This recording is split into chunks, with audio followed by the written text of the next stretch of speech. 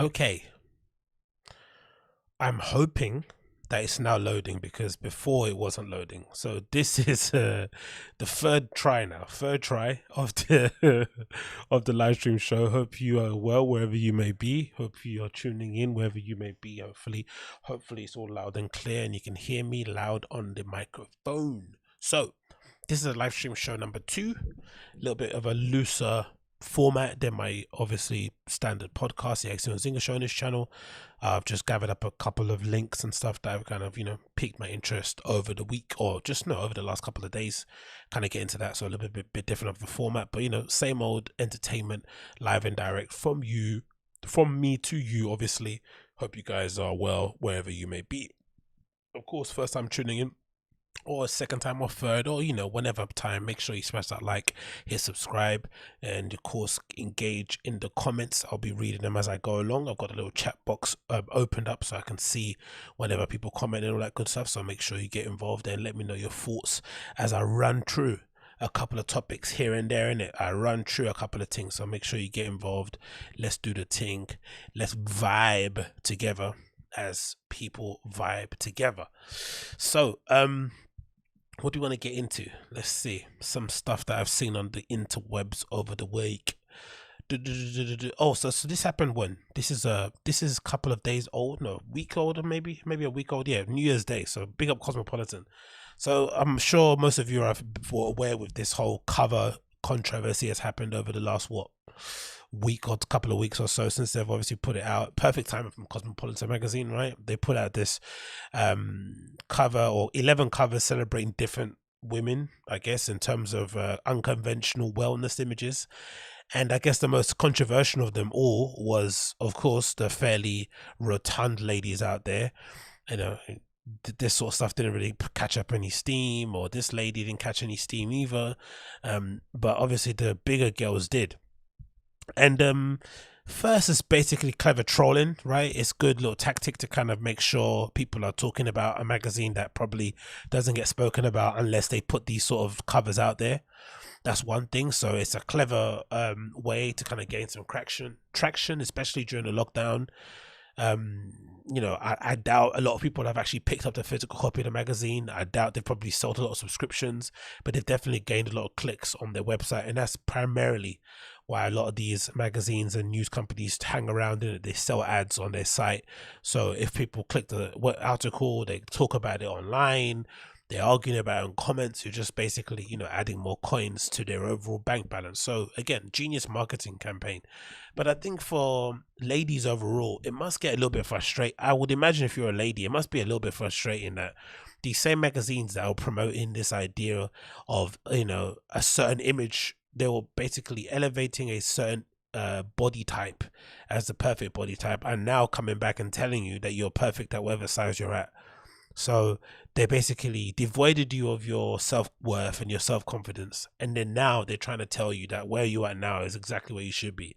It's a very, very dirty game. It's sort of reminiscent to these drug companies selling you the drug that you get hooked on, and then obviously selling you the drug that's meant to help you with your recovery, both as addictive as each other. It's a terrible, terrible way to go about things. But again, clever marketing campaign, very clickbaity spread, because if you actually read the actual article, like I said, the title here, 11 women who prove wellness isn't about one size fits all. It's more so about celebrating health overall in terms of different sizes and different women. Some people are disabled, some people are less eligible than others. Is it disabled is a correctly term to use? I'm not too sure, but regardless, you know what I mean. So they obviously know how to game the system and get a bit of traction that way. But again, it's just, who are you fooling, really, innit? Who are you really fooling? Because I don't think there's any real conversation around, should bigger people be treated equally as others, right? That's not even a conversation worth having, because obviously we know that's true. No one should ever discriminate you based on your color, your race, your creed, your sexual orientation, or your weight, right? You should offer a lot more to the world than what people actually see skin deep. But this idea that somehow girls out, especially women more so, because I don't think there's much of there is an issue, but I don't think it's as prevalent as it is in women. I think women are a lot more image conscious than men are. To suggest that most women that are that size are happy with the way they look is grossly incorrect. And to suggest that they believe that they're healthy as well is also grossly incorrect, and a real heinous misrepresentation of people. And it gives people an easy out, right? Because essentially the base issue at hand is that, you know, you don't get to that size overnight. It's not something that you're just naturally born with. Of course, people are bigger. That is what it is. You get the whole thyroid thing, but you don't balloon to that sort of level of obesity,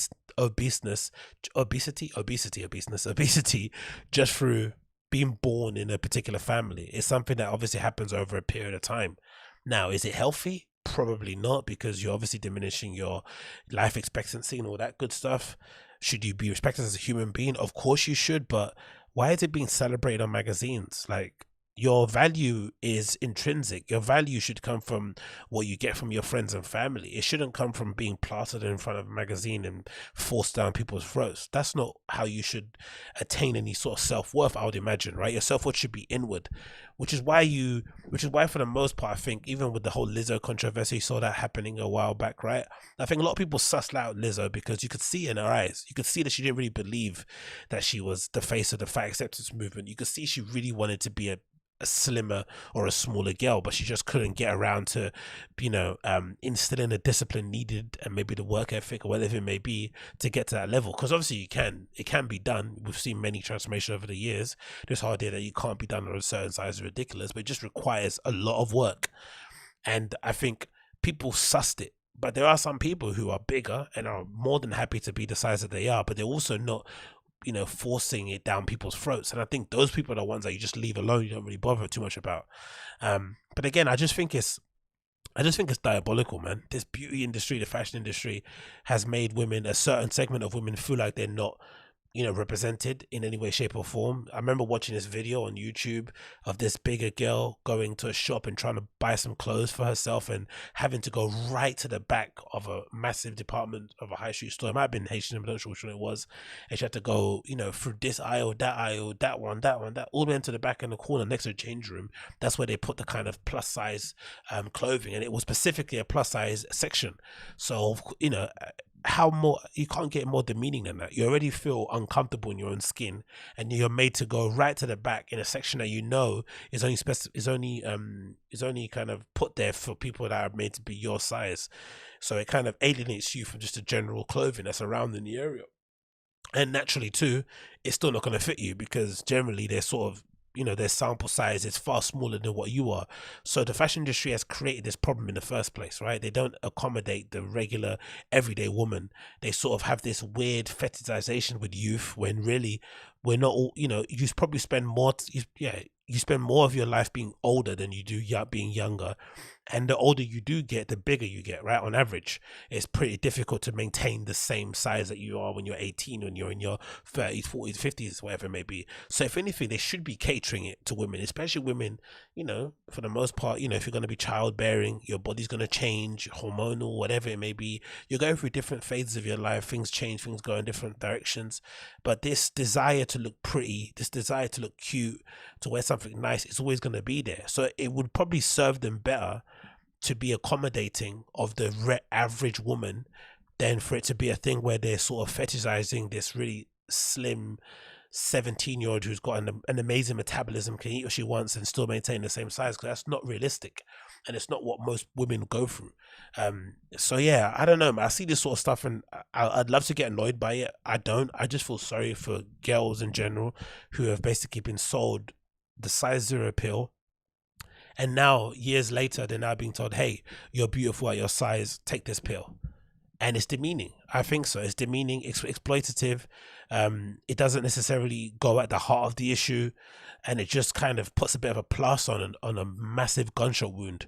I don't know. That's what I just think about it. I don't know, man. Like, let me know what you think in the comments regarding it. But I saw this stuff, and again, it's just a bit of a troll, it feels like, right? It was on the 1st of January, this article came out, right? Yeah, the 1st of January, right? So they put it out on the 1st of January. They wanted to get all the maximum clicks and attention that they could get, and they did. But again, who's going to be there for these women when they're going through the ups and downs of, living on social, especially some of these women that are like athletes and stuff, going on social media, reading the comments and stuff. It's just really bad, man. I just feel really, really sorry for them in general. Again, this should just be a normal thing. It shouldn't be something you celebrate and put on the front of a cover or something. It's just really bizarre, really, really odd. It's like when they make those adverts and they purposely try to make them as diverse as they can. It's like, just make it a normal advert. You don't have to kind of try and tick all the diversity boxes to make it appealing to people. That's what I would say anyway. I don't know. Maybe I'm wrong in that regard, but let me know in the comments. I'd love to hear what you have to say. What else we got here?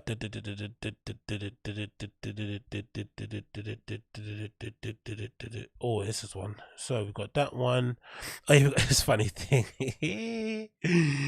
So obviously most of you are aware I'm a big Man United fan. You know, watch all the games, as many as I can. Follow the club for most of my life.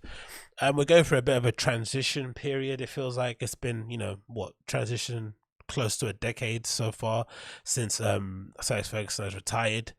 Probably for a bit of a tough time at United, and none more so than and a good example of the tough time that he's going through would be, can you see me now? Can you see the strip? Yeah, a good example of the tough time he's going through would be the selection process, right? Selection process. So selection process has been a bit difficult, and there's been a bit of a split in the camp when it comes to United fans. People have different sections of what's going on, but the reception of Ollie has been a bit split, it feels like, especially in certain segments of the fan base. Some fan base are really with him, some fan base are against him, but it remains to be seen how successful he will be at a club. I'm still of the belief he's not going to be that big of a success. I just don't think, and a coach of his ability, of his lack of history, whatever it may be, of winning trophies, blah blah blah, can be successful, especially in the league. I think you can maybe fluke a cup trophy here and there, but I don't think you can get far in the league by just kind of winging it. And there's a split in the camp. There's a split between some of the top Reds who want nothing but success under Ollie, and willing to give him as long as it needed for him to be a success. And there are fans like the ones I'm going to post here, such as this guy called Rants on his show Rants and Bants, who has some choice words for Ollie's tenureship and what he thinks about what he's doing. So let's play in here with Rants, as I say. You see, this quote right here is everything I hate about him, bro. And everything I hate about the football we're playing, and I hate the direction that our football club's going in, bro. I hate it, bro. I can't disagree with you, bro. What? I hate it, bro. Man's got the DNA of United in him, bro. There's not, bro. United DNA is not mediocre, bro. Scott McTominay is a mediocre footballer at very best, bro. He always delivers, bro. He has more bad games than good games. How can he? What's this always delivers, bro? He's got no quality about him. He runs around and he's a kiss the badge and slide on his knees merchant. He's a fucking shit footballer, bro. A man saying that he's got the DNA of the football club in him, bro. And that's why we gave him the armband. Ollie can fuck off, bro. You know what I mean? And that's what I say about Harry Maguire too, bro. He can fuck off too, bro. He's shit. Bro. So, as you can tell, he's not the biggest fan of Ole Gunnar Solskjaer. And of course, as you can see from the tweet here, a reminder that Rants, whoever the sidekick is, are not a Manchester United friend, or embarrassment on camera saying they hate Ole Gunnar Solskjaer. I don't necessarily think it's a bad thing. I think you should be allowed to say what you want. You pay your money to watch the club. You travel the country, home and away, to see them play, and sometimes you see them play very poorly. You're free to say what you want. But it's just interesting to see the gap and the split within the fan base in terms of how you're meant to speak about his tenure at the club. It feels like in some sectors, any dissenting voice when it comes to his selection process, his tactics, our style of play, the recruitment policy, our ability to win trophies or inability to win trophies, is somehow met with resistance. And they try to always convince you that what you're seeing isn't what you're seeing, which is always the odd part, I think, about football fandom online. I think differing opinions are cool, but this whole trying to convince someone to see the way football you want them to see doesn't make any sense. Especially if you've been to a match, if you've ever been to a game, even a pub, you know how differing the opinions are, and you're just both watching the same TV. You're just watching it in real time, and someone can think, you think it's a Stonewall penalty, that person thinks it's a dive. It's the nature of the beast. But I guess maybe because we've gone through, I think a lot of this has to do with our previous coaches, because we went through so many different coaches prior to Ole Gunnar Solskjaer. I think fans now just don't want to have another manager at a club. They're just fed up of change, because change immediately, especially for the most part at top level, especially a club like United without the infrastructure. You're essentially throwing away a couple of seasons. You're basically saying, hey, we're not going to win another trophy for another 2 seasons when we change the manager, because obviously they have to bed in, they have to get used to the team, sign their own players, blah, blah, blah, blah, blah. So I think a lot of fans would much rather wait it out with Oli and hope it goes well, then sack him and get somebody else in, and then wait for him just to bed in and then see if it happens of success or not. And for the most part, especially after Pochettino got the PSG job, there's no one really that sort of screams as a big contender. You know what I mean? There's no one out there that's really kind of kicking the door down and saying, hey, I should be the manager of this club. So that's where the sort of split comes in. A lot of it as well might be generational. I think a lot of these, especially to rants and bans for these guys, they're of the age where they sort of remember Oli as a player. They sort of obviously remember him fondly. They remember him pretty clearly as his tenure at Cardiff, which obviously put a bit of a stain on his name. And they just are not convinced. Simple as that. They just cannot. And I think sometimes football, especially with the advent of statistics, there's way too many numbers involved in football at the moment. The honest part of it is that your eyes don't lie. Sometimes you see something and you just think it's just not, doesn't look great. And I think that's essentially what a lot of fans have seen under Ole Gunnar Solskjaer. It just doesn't look it doesn't look like we're gonna be able to win a trophy underneath his tenure. And I've said it from the beginning. I don't think we win a trophy under Solskjaer, in my opinion. I just don't think he has the marbles to kind of fluke a cup run. I don't think he has the long game in order to kind of win a league title. You don't really fluke those. You can fluke a League Cup, right? You can fluke a trophy. Di Matteo won the Champions League, right? All that's good stuff. Arteta's even won the FA Cup at Arsenal. But to win a Premier League title is a bit more difficult. So I get it. I understand it. I don't get me wrong. I think the harsh language might be a little bit weird in that regard. Oh, big up Paul Gill, sorry. Big up. Thank you for tuning in. I think the harsh tone of the conversation might be a little bit too much, but I get it. I get the overall approach. I definitely understand the overall approach. I definitely do.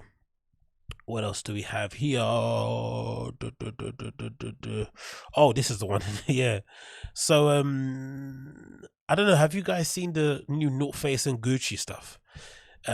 Interesting, isn't it? Interesting to look at, I would say. Let's just leave it at interesting to look at. So this is the new Gucci and North Face collaboration. Pretty cool stuff, right? In general, to look at.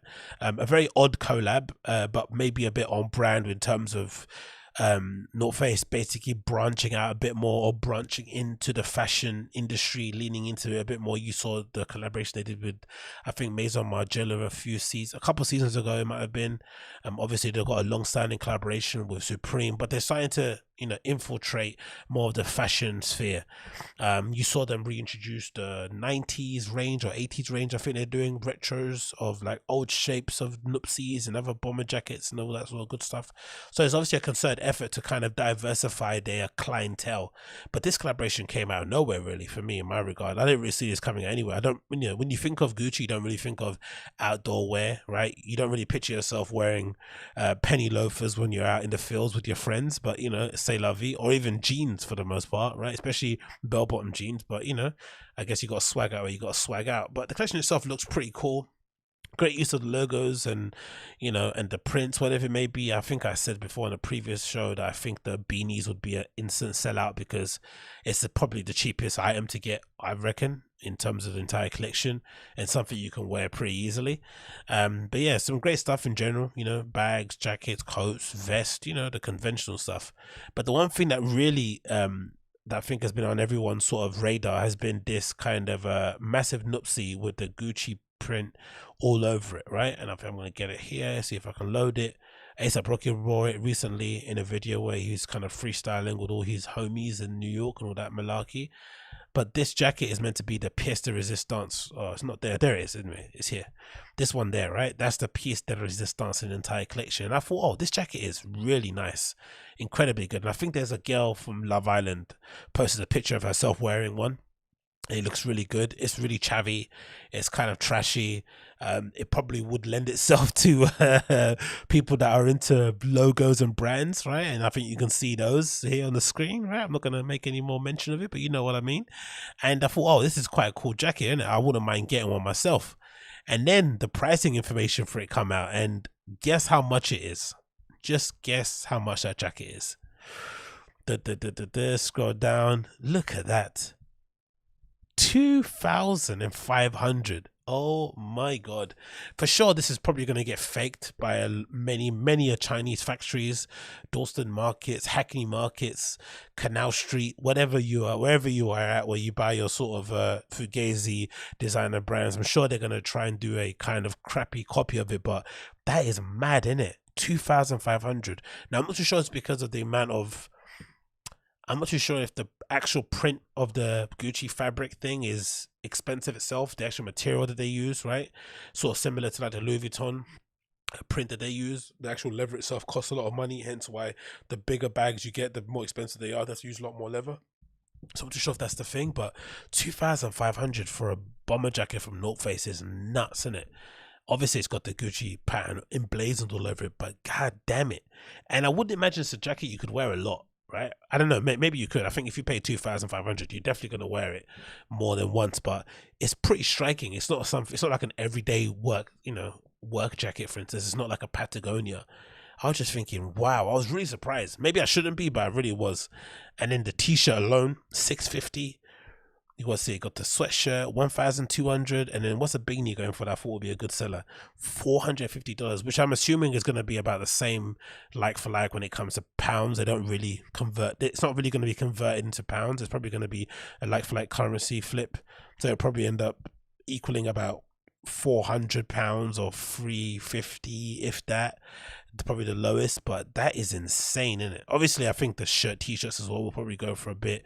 They'll probably sell out, but that jacket for 2,500. What's a tent going for? The tent is to be announced, hasn't been announced yet. That blue jacket is pretty nice, but again, you wouldn't go to this collection to buy like a nice blue bomber jacket and a duffel puffer coat. Sorry, you'd probably go to another outdoors brand, but 2,500 for a all over Gucci print jacket is wild, like legit wild. Maybe I'm over the moon. I don't know. Would you buy it? Would you pay for it? Let me know. Would you pay for a jacket that amount? I'd love to know. Oh mate. Oh thanks mate. Thanks Vip. Good to hear, brother.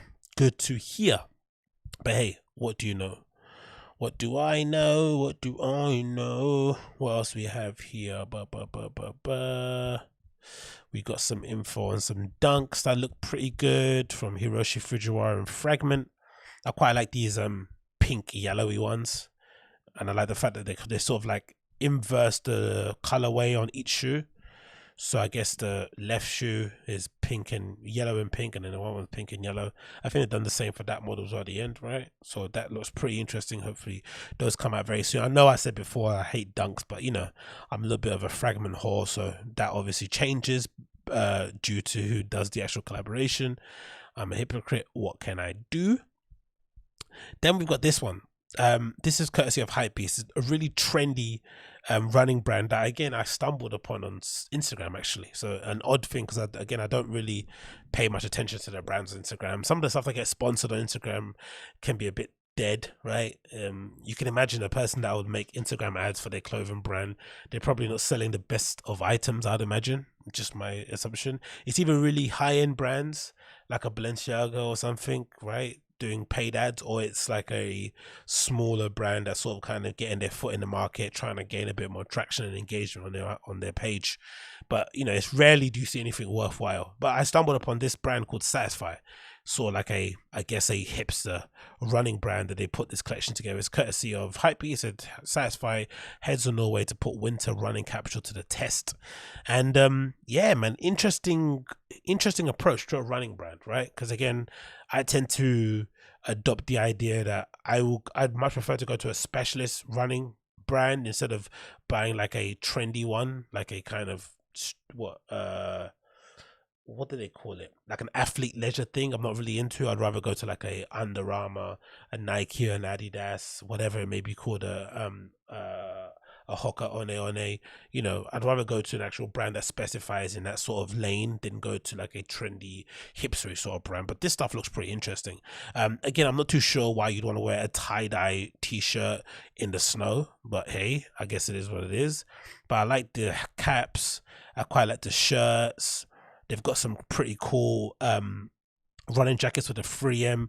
I love this little detail on the hood.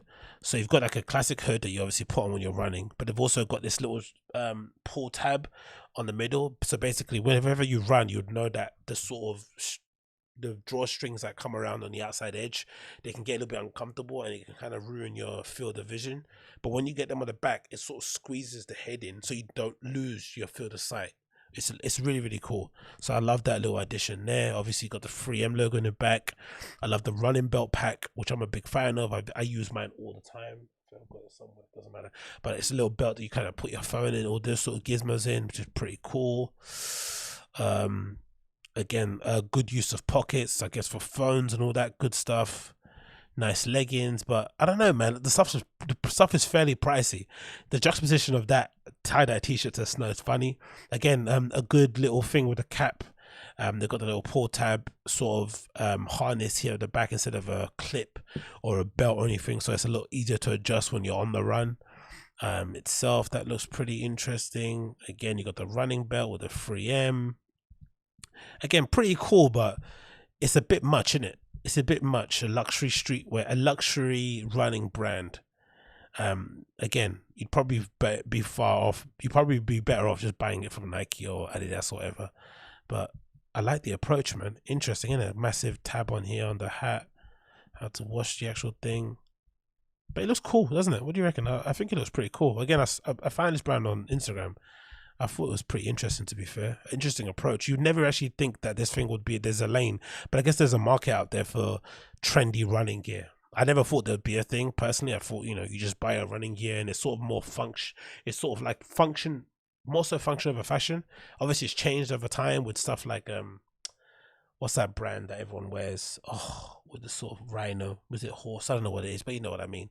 But it sort of changed over recent years, but you still imagine a lot more people would kind of, you know, go out to their local sports or running shop and get whatever's in their price range, just put that on instead of getting something that matches their trainers or whatever it may be. But yeah, cool approach, man. I quite like it. From Satisfy, brand called Satisfy, new collection. When's it dropping? It's already, I think it's out. Satisfy Winter Capsule is set to drop soon. Be first to know when it comes in. Soon, okay, fair enough. Soon, it's dropping soon. What else do we have here?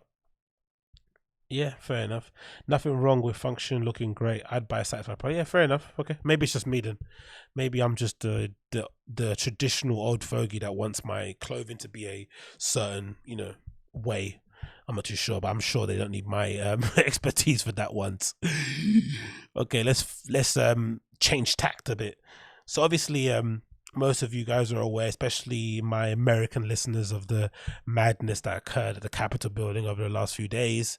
It seems like the FBI, the CIA, the police, whoever they may be, have kind of gone overboard. No, they're overboard. They've done an incredible job at identifying everybody. I'm sure there's a lot of people out there knocking on their fellow citizens too, calling up the snitch hotlines and getting people nabbed. But there's been some great videos in terms of, I guess, comic comedy for the people that did go and storm the Capitol building, who are now being sort of pulled up at various points and places. And this person put together a little compilation of some of the weird interactions that have happened post the Capitol building, and this is it. So let's play it here and get involved. So it's a no-fly compilation. Let's get it. Let's go to the start. Let's see what I have to say here. Still free! I guess this lady's on the plane and people behind her are singing what? Trump songs?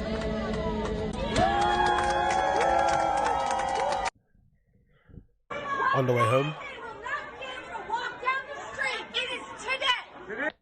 I love every single one of you. This is what they do to us. That guy crying, I think, is someone that got put on the no-fly list. So somehow, again, I don't know how they're doing it. I guess it's maybe we live in a surveillance society, so they've got everyone's flipping pictures somewhere or the other. But these guys are now rocking up to airports, barefaced, trying to get on planes to get back home, and they're obviously being denied boarding because, you know, they've been flagged or whatever it may be, which is, I can only imagine. It's just interesting to think somebody deciding to go and storm the Capitol building in Washington, D.C., deciding to fly there. First of all, you'd imagine they'd be a little bit more discreet. You know, you might want to drive there, you might want to take a different car, maybe go on the train. I don't know, be a little bit, you know, kind of like how they do in the movies where you want to move. Because I guess in America you can sort of move around like that a little bit easier. Obviously, it's longer journey time, but why would you think going on a plane there and back would be a good idea? No wonder all these people have been caught. They've got so much footage of these people entering Washington DC, milling around, going into hotels, getting in, going to restaurants and bars and stuff. It's like so dumb. They called me a fucking terrorist, and they want to fucking ruin my life. He is crying, innit? What a bad time to be alive for this guy. He got a lady being pulled across the airport by her hands and feel like a baby. What's this one? You got someone being escorted off the plane. Wow. Crazy, man. Gentlemen, I'm sorry I got to take this a step further. No way, they're arresting everybody. Removed from the airplane.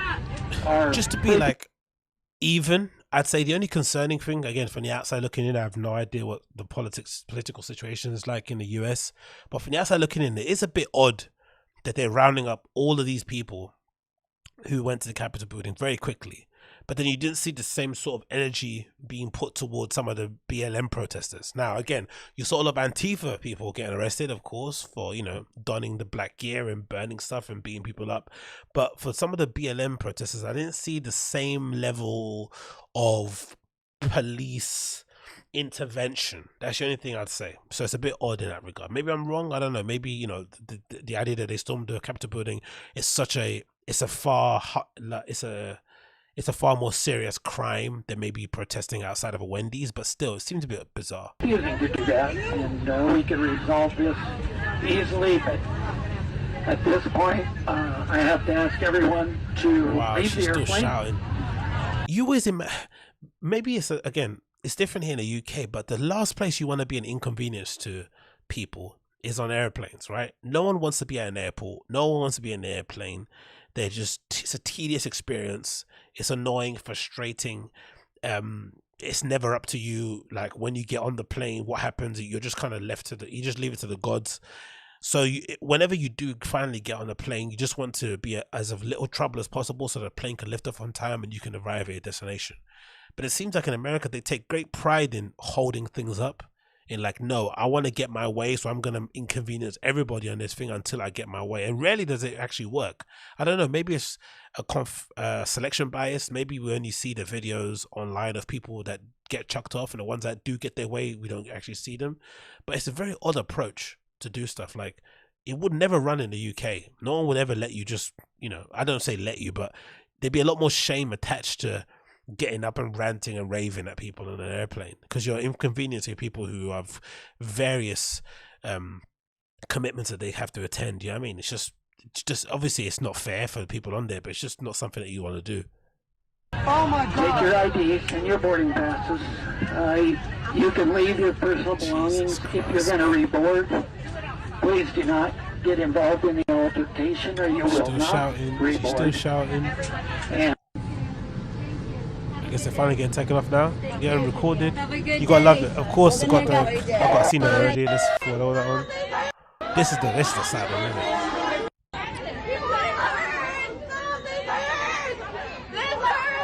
It's crazy to see after we land. She's saying it hurts. I'm assuming that's a daughter, right? God Almighty. And then that's the mum, I'm assuming, right? Look at that. Like mother, like daughter. Sometimes people have no luck. They really have no luck. Like, it's not their fault. They're sometimes just born into a shitty family, with, you know, a crappy upbringing, and it's all this sort of like learned behavior. Like, look how she's like flailing herself on the floor in a somewhat toddler fashion. Do you know what I mean? Like, that girl has, again, she might be 25, 28, who cares? But she had no real opportunity to sort of become a well-rounded, reasonable adult when this is the parent that's sort of looking after you, has this kind of attitude. You know what I mean? Hey, officer, what is she going to do with her kids? So let's fast forward a bit more. I have 4 children here. Look at, I have 4 children here. Jesus. More Trump terrorist crybabies. The plane won't let them on. This is worse. That's what happened. And I bet they're all coming on into the airport. Not well, some are wearing masks, but I bet most of them are like doing the whole non-mask thing too, sticking it to the man. It's like, I don't know, man. These people are so dumb. Honestly, if you're going to do something semi-illegal, the last thing you want to be doing is getting on a plane, no? Maybe it's just me, I don't know. This is what happens, guys.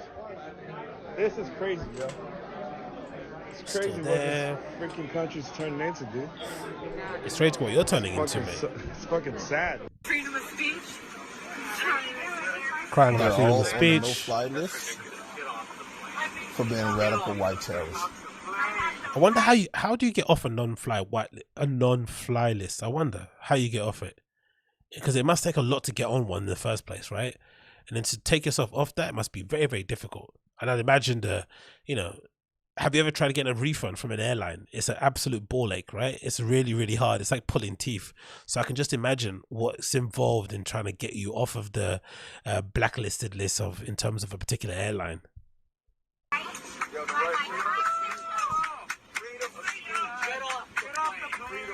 Crying about freedom of speech.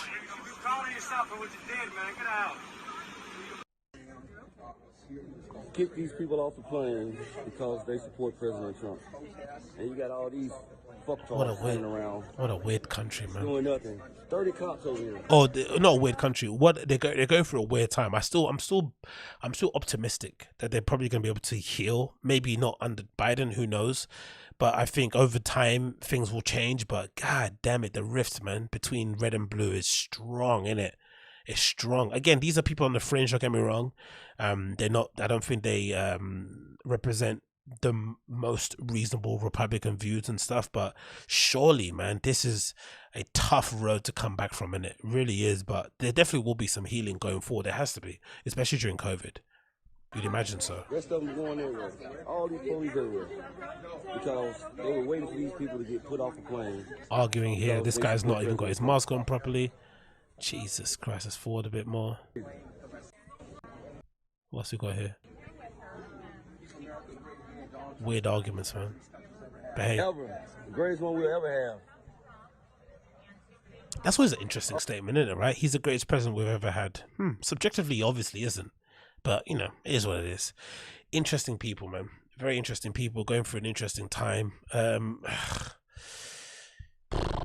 don't know. Hey, what's up, man? And you're on the list. You don't. Strange days, yeah. It is. It's very strange days. I don't know what's happening over there with these people. I wish them the best, I guess. Hopefully they can somehow rectify the situation. And I don't know, man. I really don't. I really don't know. Hopefully they rectify it coming soon. But let's see. More. What else we got here? We've got some other videos. Oh, this is funny. You see this one? There's this guy in a shopping mall that decides to spray the non-mask wearers with cleaning spray in order to kind of get the message across. Let's watch this. Is this like a standard thing as an American, like Walmarts and Targets, where all this madness goes down? I wonder why it is. Maybe it's because they're really big and they tend to be in, should you say, less affluent areas? No, they're not in less affluent areas. I don't know what it is. What is it about all these videos that happen to all this conflict and confrontations and battles between mask wearers and non-mask wearers happen to always take place in Walmarts and Targets? What is that about? What is that about? He's spraying. He's spraying cleaning spray. That's pretty funny. That's pretty funny. They're screaming arrest. It's just like two people here, both dressed for different seasons, which is interesting, right? And the girl at the back too, right? They're all going. It's like they're all going to separate parties, isn't it? Like, don't know what party he's going to. He's going to a completely different party, maybe something in Aspen, and she's obviously going to a completely different place, or a different place in the world. That's pretty funny though, isn't it? Don't get me wrong, spraying people with cleaning spray in the air. That's hilarious. Just imagine the stories security guards in the Walmart or Target must have about people that go in there. They must have that's a podcast I'd listen to, right? A security guard at Target or Walmart putting together some anonymous stories of some complicated and funny encounters they've had with customers. Jesus Christ, man. What absolute psychos. Oh, big up Power Goo. It carries on. So yeah, I won't keep you for too long. Just a couple of minutes more long. That was a total max headroom. Oh, mate. So what's this? What's the other one? No fly list. What else do we have here? Oh, let's go on this one. Let's do this. This is the best one. Yeah. Let's do this one. I'll end it with this show because I don't want to keep you guys for too long, and I think my computer might be overheating a little bit. But yeah, so nice and back, nice and clear.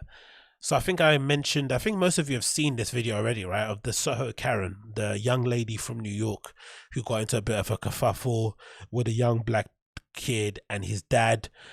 She alleged that the dad was driving an Uber and he basically stole her iPhone, or maybe no, she basically lost it in the hotel lobby, and for some reason she targeted the dad with his son and basically blamed them for stealing the phone, and then transpired they didn't have the phone, but before that she tackled the son to the ground, screamed profanities, and just was a complete nutcase in a situation.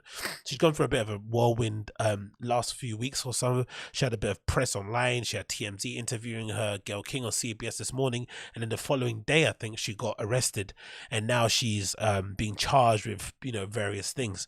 And of course I put the clip up the other day on the channel, I think we went through a little bit, and now that's the one, Jinx, the one I got interviewed by Gayle King, but now they've uploaded the entire interview already. Yeah, so let's watch this, guys. I think there's a really funny bit in it. I really want detail, but this girl was an absolute legend in all the wrong ways. But again, it's very interesting that even now, with everything that's transpired, I've still not heard a single thing about her family. Not heard not one iota, not one thing. No one's come forward and said, yeah, that's someone we know, we love her, blah blah blah blah. She's just been left out in the lurch to defend herself alongside a lawyer, of course. So this is the full interview. I think a segment that we haven't seen so far of the interview, courtesy of CBS this morning. So let's quickly play that and hear what she has to say. This morning, we are sharing more of our exclusive interview with a woman whose confrontation with a black teenager in a New York hotel was caught on camera over the holidays. Let's fast forward a little bit. Advised her attorney, that's Sharon Gatan, just hours before her arrest last week. This morning, we begin where we left off on Friday. And it's funny too because I think just the other day, what's that podcast on Barstool? Call Her Daddy. One of those girls had to come out and denounce this girl because I guess she's wearing a hat that might be similar to the brand name of Call Her Daddy, or they might have sold something similar. So she had to come out and denounce it. So everyone under the sun is basically doing their best not to claim this young lady, and she's obviously got family, but I've not seen anyone. I've not seen her parents, siblings, extended family. No one said a word, and you understand why. She must be the bane of everybody's life, innit? You seem to have attacked this teenager about the phone, and then it turned out he didn't even have your phone. Okay, so that's the thing. Do you want to get to that part? You're saying, look, I'm 22 years old. You're 22 years old, but you are I'm 22 old enough years. to know I love the better. 22 years old. I will say you're 22. Right, I get it. Here we go. Enough. The hotel did have my phone. The hotel did end up having my phone. I did get my belongings returned to me. So maybe it wasn't him, but at the same time, how is it so that as soon... Why is she saying maybe it wasn't him? Is she still insinuating that they stole the phone, it denied it, they got into a tussle, and then they somehow slipped it back into possession of the hotel owner? That's odd, isn't it? As I get asked to leave the premises after I had accused this person of stealing my phone, how is it that all of a sudden they just miraculously have my phone when I come back?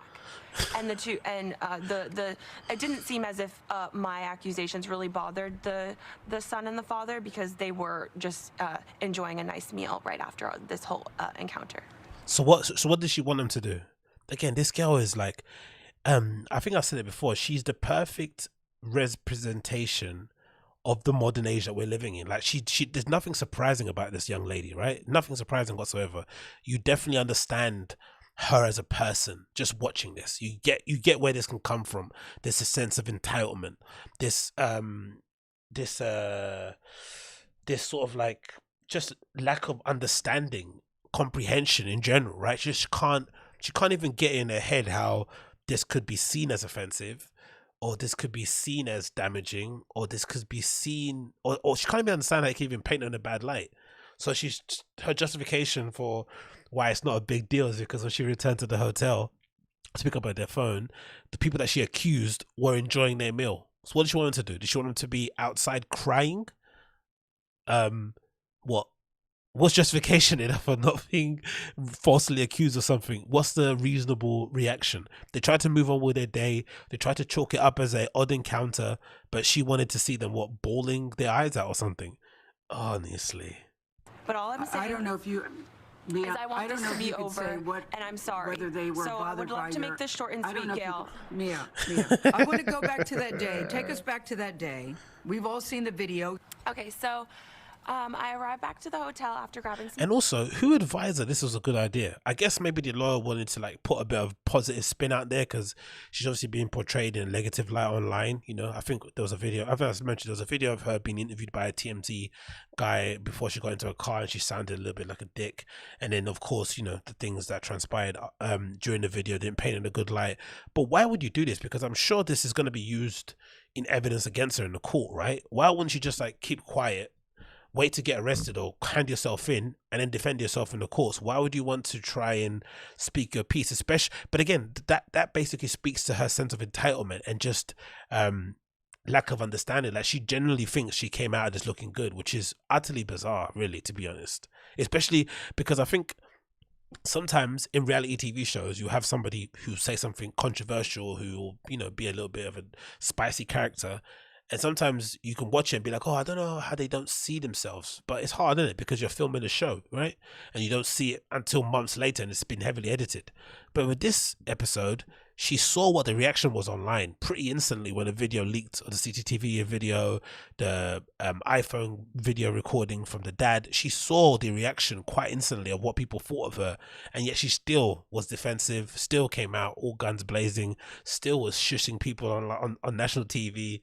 Girl's insane.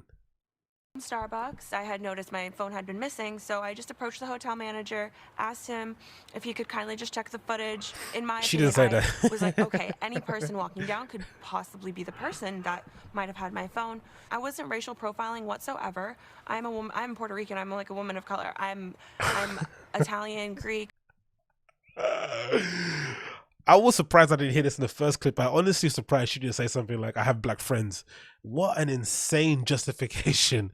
You know what as well, right? Like, again, forget the race thing. Let's just imagine the kid was flipping beige. It doesn't matter what color he was. The fact that you'd go and accost somebody, the first person you saw, and accuse them of stealing your phone is heinous. That's the actual crime there. That's the actual thing that you did that painted you in a really bad light, that showed what your true character is like, that you would just point the finger at anyone that happened to walk past you at the time that you went to the hotel lobby. That's what it would be about. Puerto Rican. You keep saying you're Puerto Rican. Does that mean that you can't be racist because you're saying you're a woman of color? Is that what you mean? Exactly. Which is incredibly insane, to be honest. To be fair to her too, if this was a black girl that said this, I think Gayle King wouldn't have said this. If a black girl said, hey, I'm black and I can't be racist, I don't think she would push back as much. So I give her some bly, but still, what a crazy line of thinking even to have in your head and to use as a defense, especially during these times. Well, I would disagree that people of color can be racist too. Do you believe that you should pay a price for this? I don't feel that my accusation is a crime. But it's more than the accusation. It's the way that you tackled him, it seems, on the videotape. What would you do differently? You said that you look at that tape and that's not who you are. I think I could have just asked the hotel manager. So yes, I could have stepped aside, or the father and I. We immediately could have started just speaking at a lower tone, and probably that would have handled the whole situation a lot better. So why didn't you do it? Again, conflict resolution is one of the most underrated things, or just speaking just calmly. Again, I don't understand, like, maybe again it's just me, but I don't get any scenario in my life where I'd want to accuse somebody of something, especially when I'm trying to get it back, right? I don't know. If someone did steal something, you're going to try and put your best smiley, happy face on to try and get the help of people around you. I don't know. It's just a weird way to cajole people to help you out or whatever, or to come on your side. It's just really odd. With all due respect, when Mr. Harold was talking to you, it seemed to me that he was responding to you because you had accused his son. I'm saying that both of us. I said both of us. You see two black people? No, I'm not letting him walk away with my phone. Bottom line is this issue is much bigger than Why is she rubbing her tummy? I think Mia is appreciating, and she sees it as a very simple thing. Attorney Sharon Gatan sat with Ponsetto through the entire interview and wanted her client to feel empowered to tell her own story. But Gatan also felt it important to provide context on Ponsetto's state of mind at the time of the incident. So let me just boil it down.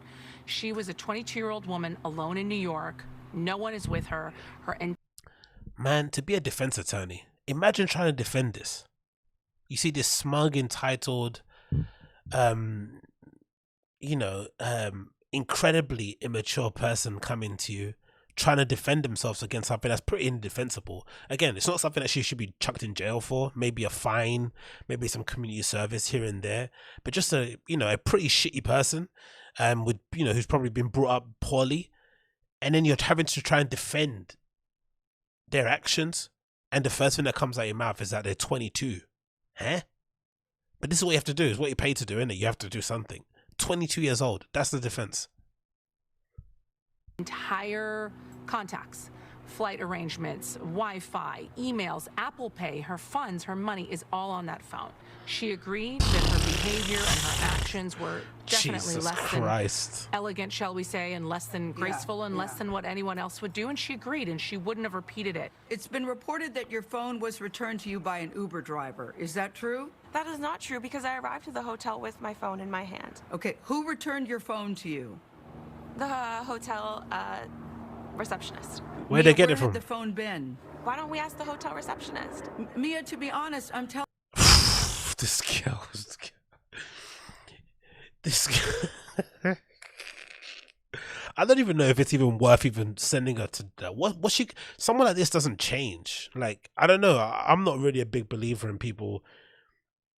I don't say changing their personality, but it's pretty difficult to just be a decent person if this is who you are at 22. No, don't you think? She's probably been through enough life experiences, and she's got by in life being the way she is. Why would this suddenly be a change, especially on national TV? She's gotten attention. I'm sure her Instagram followers has probably shot up, gone up. Twitter followers, whatever it may be. She's maybe trying to, don't be surprised if she kind of, uses this as an opportunity to maybe boost her YouTube channel, something along those kind of lines. Why would she have any incentive to change her behavior? It's got her on CBS this morning, being this shitty. I'm telling you, you seem to be not remorseful, to have no contrition, that you're almost a little flippant about this. You have to understand, for this teenage boy who says that he was shattered, who said that he was traumatized, this is a big traumatized. Deal. You're traumatized too because... I'm sorry. I'm sorry from the bottom of my heart. He is honestly, he's 14. That's what they're claiming. That's what they're claiming. This girl's a legend. She's a legend. That's what they're claiming. She's insinuating that they're faking their age. She's older than what he is. I'm 22. I've lived probably just the same amount of life as him. Like, honestly. What? How's that mathematically possible? She's 22 and I live just about as much as life as him as he's 14. Yo, this girl is like dumb beyond belief, innit? Like legitimately dumb. I'm just as a kid at heart as he is. I feel sorry that I made the family go through like all of that stress, but at the same time, it wasn't just them going through that. I just don't think that you helped yourself by your behavior. When you looked not. at that video, what did you think? What did you think, Mia, when you looked at the video? You already asked me that in the beginning of the interview. I'm not going over it again. I would like to have a real interview with real questions and real heart and real sincere apologies. What? What's the real interview gonna be? Like, what more? There's nothing more interesting about you. There's only reason people are speaking to you in the first place is because you decided to accuse a young black teenager of stealing your phone because you happen to be a young black teenager. What more is there to really speak about? Real issues. Like, I don't know, man. Like, again, I don't think she should go to jail. I really don't, because I don't think she's going to learn anything. Someone like this is just the way they are. They're going to continue. Like, this is like the origin story of a Karen. if they were ever to make like a Karen movie and kind of cast a younger Karen, this would be what it'd look like. Like, she's already starting, right? Imagine her when she becomes older, has kids, is a stay-at-home mum, whatever it may be, right? Like, this is it. Like, you don't grow into a Karen. You are a Karen from when you're a young age, or when you're a youngster. And, you know, she's referring to herself as a kid at 22 years old. She has no real understanding of the quote-unquote severity of her issue, especially socially, because it's not that big of an issue, to be honest, and it's not that big of a crime. She got a bit of a tussle with somebody, don't get me wrong, but in terms of what's going on in the world right now, like, she has no idea how she basically looks. Let 2021 be the moment of healing. Seriously. All right. What would you, Moment you of want an healing. interview with real questions? I'll give you the floor. What would you like us to know, Mia?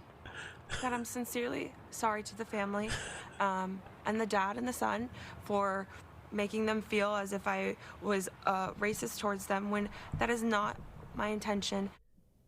Now, during the interview, Ponsetto kept interrupting her attorney, and Sharon Gatan says her client went off script. According to her lawyer, Ponsetto was prepared for this interview. They had talked about it. They had gone over it. But the 22-year-old, she says, decided to disregard her advice she was given and just went on her own. Mia Ponsetto was due back in court in March. I really... What a bizarre young lady, man. Honestly, what a bizarre young lady. And again, maybe I'm...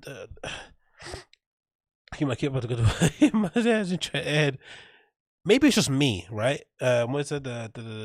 Can you see her now? Tell Max. What is saying in the comments? Humor, keep it up. I love how the optics just make this look like an extended Apple ad. It doesn't it? Yeah. Imagine when she goes to get her dog and runs into another dog. Oh my god, yeah, true. Joe Diaz apparently told Diaz get back out there. Yeah, I don't know. I think in general, I don't really think the racism is that big of an issue. I honestly don't. It is what it is. It's just bad optics because it happens to be a black kid. I don't really think that's that big of a problem. It's just more so the pointing the finger at random people that might have stole your phone, especially in a hotel lobby. Like, why would you? It's such an odd reaction, like to go from 0 to 100, just point fingers at people that happen to be walking past you just because you want to do that. It doesn't really make any sense, in my opinion. But again, what do I know? And she's probably going through a multitude of things in general. We don't know what her issue is overall, but it's utterly bizarre. But what can you do? Anyway, that's an hour of the show. My computer is kind of heating up at the moment and doesn't want to stay on, and I don't want to risk having the camera cut out again, so I'm going to end it there. Thanks again for tuning in to a live stream. I'll try and do these as often as I can, you know, fill up some time, keep you guys entertained and all that malarkey. If it's your first time tuning into the show, make sure you smash that like and obviously subscribe. If it's your first time checking out, that would be more than gracious of you to do that. And of course, leave me a comment and let me know your thoughts and all that good stuff. Let me have a quick look at the chat and see what you guys have been saying here.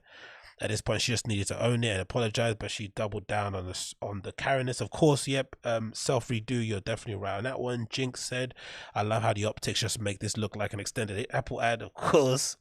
Imagine when she gets a dog. I read that one. The attorney looks like she's watching Netflix on a laptop. Yeah, very true. Colin Leach said, Viop, Joey Diaz apparently told D'Elia to get back out there in a phone call recently. He mentioned it on his podcast. Okay, cool. Yeah, I heard that too. Chris D'Elia, I think I mentioned. I think I'll come back on the show and mention that. I'd like to see him make a return. I really would. I think he was treated quite poorly in respect to the severity of his crimes compared to others. I think going forward, we're going to probably. I think, yeah, history will judge this thing that he went through poorly. I don't think he should have been cancelled. I don't think he should have been removed from everything or dropped from all of his people. I think it was a really over-the-top reaction. I would like him to come back, but I think a lot of the issues with Chris is more so internally. I just think he has a hard time. I would imagine he's going to have a hard time coming to grips with everybody knowing his darkest secrets, right? That he kind of likes to hook up with younger looking girls. I think the image that he put out there of being I won't say clean cut, but he didn't present a sort of like dirtbag, sort of like, you know, chasing girls sort of image. He was a little bit more, you know, private in that regard. So when something like that does happen, I think it takes a long time for you to kind of reconcile and accept the fact that everyone knows the secret about you and come to terms with it. This is why I said this is why I think it was easier for Louis CK to come back. Louis C.K. came back easier because he was always known as a bit of a shithead, right? You listen to his comedy; it's very dark. It's very what's that word called? Very risque, right? So it wasn't no surprise when you heard what you heard about him. It didn't come as a big shock. Of course, it was something that kind of took you aback a bit, but it wasn't out of character. But I think when something out of character happens to you, it's very difficult for you to bounce back, let alone the industry. Because I still think, he's got a very successful podcast. The babies, the people that love him, love Chris D'Elia. They're not going to abandon him in any way, shape, or form. He's still regarded as a very good stand-up comedian. Whenever he's mentioned in other podcasts, people always say how much he kills at the Comedy Store. He sells merch very easily and very well. So there's obviously a ready-made platform for him to go out there and do. But the thing I feel bad about for him is that prior to the allegations, or prior to what he got accused of, he did say quite clearly and often on his podcast that he had a real strong desire to kind of take the next step in his career and become a legit actor. He obviously done something with the Whitney thing that he did, and obviously the cameo or the guest appearance that he did in You, which obviously led to the allegations or that malarkey. But he did say he really wanted to be a legit actor in Hollywood, and he was going for the whole action movie thing. And he spoke really well, glowingly about people like Tom Cruise, and of course he was in what's that movie that's coming out that he got recast in, Legion of the Dead or something dead, whatever it may be. That is director, of course. So he's obviously had a lot of desire to go into that field, and as soon as those allegations came out, that whole entire thing got pulled underneath from his feet. And that's what I feel sorry for him about. I think that side of things is going to be very difficult for him to come back on. I think once those allegations are out there, most studios, most production companies don't want to touch you again, because it's already difficult for film studios and production companies to make money on movies, especially in COVID times. So they don't want to take any chances of having any lack of the ability to make money back on a movie that they're putting out there. So they're not going to take a chance. If you've got any sort of controversy around your name, if you're gonna risk the movie not being seen, they're not gonna have you on there. No way, Jose. So again, like I said, difficult situation. So I think that's definitely not something you can do. So if he's happy just being a stand-up comedian and being a podcaster, he's definitely able to do that. I think it's ready made for him. There's obviously this big hole in especially in LA.